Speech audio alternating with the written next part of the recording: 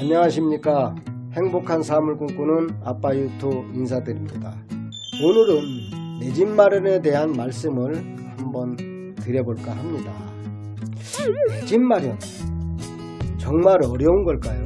어쩌면 그렇지 않을 수도 있다는 겁니다.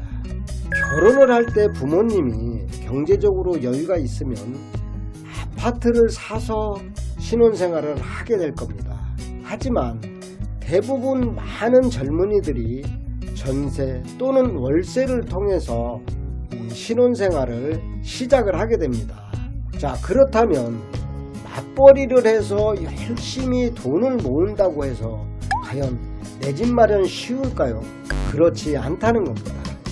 그렇다면 내 집 마련을 포기해야 하느냐? 결코 포기해서는 안 된다는 것이죠. 여러분, 결혼 태클이라는 말 들어보셨죠? 이 결혼 태클란 결혼을 통해서 내 집 마련과 재산 증식을 쉽게 할 수 있는 기회가 있다는 것을 말하는 겁니다. 요즘에 많은 분들이 아파트에 대한 관심을 갖고 있다 보니까 서점에 가면 부동산 관련 책들이 넘쳐납니다. 또 유튜브를 통해서 부동산 투자에 대한 강의를 하시는 강사님들이 넘쳐납니다. 하지만 이런 책 수백 번을 본들, 이런 강의 수천 번을 본들 아무 소용이 없습니다. 왜냐하면 문제는 단순하게 생각을 해야 합니다.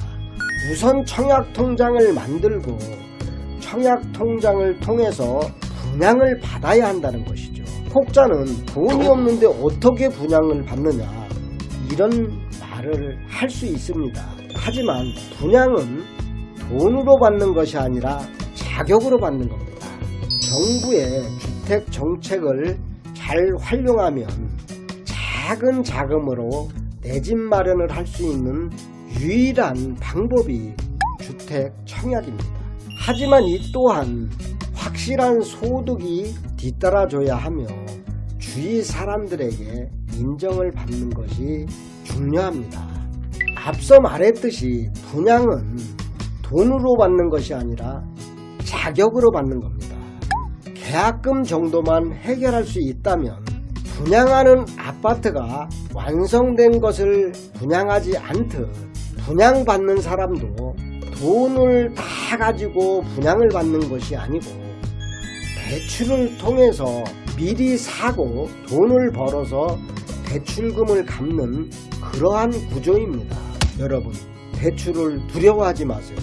돈을 쓰기 위한 대출은 문제가 있지만 돈을 벌기 위해서 하는 대출은 절대 두려운 것이 아니라는 겁니다. 오르는 집값은 대출로 인한 이자를 충분히 커버할 수 있을 것이며 이 방법이 내 집 마련과 재산 증식에 커다란 도움이 될 것입니다. 그렇다면 분양은 어느 지역에서 받아야 하는가? 바로 내가 사는 지역, 내가 살고 있는 지역에서 받아야 하는 겁니다.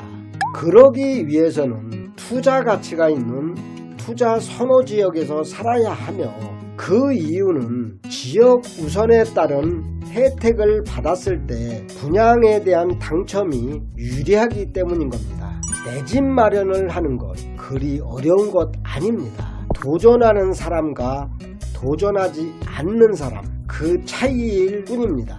여러분, 두려워하지 마시고 도전하십시오. 두드려라, 그리하면 열릴 것이다.